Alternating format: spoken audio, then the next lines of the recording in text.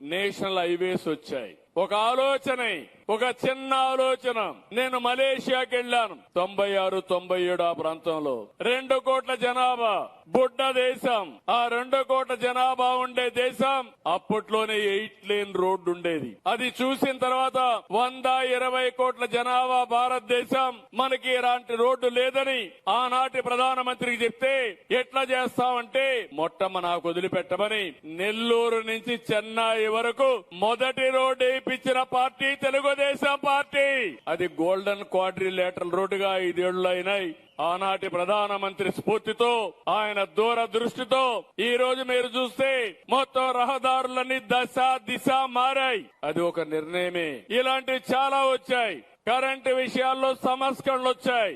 ఎయిర్పోర్ట్లు private people కట్టే పరిస్థితికి వచ్చారు. టెలికమ్యూనికేషన్ లో సంస్కరణలు వచ్చాయి. దీని వల్ల మీరు చూస్తే పేదవాళ్ళకి వస్తువులు వచ్చాయి. ఒకప్పుడు సెల్ఫ్ ఫోన్ అంటే ఓన్లీ డబ్బులుండేవారు ఊర్లో ఒకటి ఉండేది. ఒక ఊర్లో ఆ ఫోన్ కూడా ఉండేది కాదు. ఫోన్ రావాలంటే 10 రోజులు పట్టేది. వేరే దేశాల్లో ఉండే వాళ్లతో మాట్లాడాలంటే అది అసాధ్యమైన పని.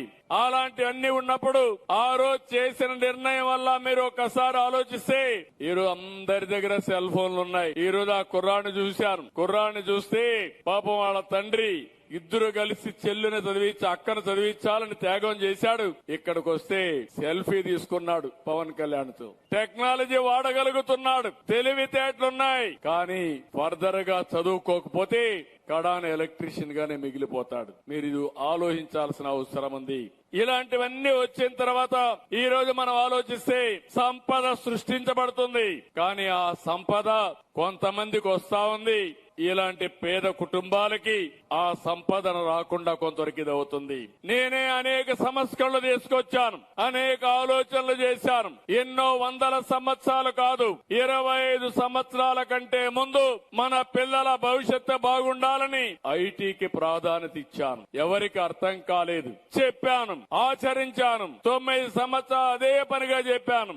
ఆ రోజు నేను తీసుకొచ్చిన సంస్థలు ఈ రోజు చూస్తే తెలుగు వారు బాగా చదువుకున్నారు, ఐటీలో ప్రాముఖ్యత పొందారు, విదేశాలకు వెళ్లారు. ఈ రోజు అమెరికా లాంటి దేశంలో అమెరికన్స్ కంటే 2 ఆదాయం తెలుగువాడు సంపాదిస్తున్నా అంటే అది 25 ఏళ్లలో సాధ్యమైందంటే అది ఆ రోజు విజన్ అని చెప్పి నేను మీకు తెలియజేస్తున్నా.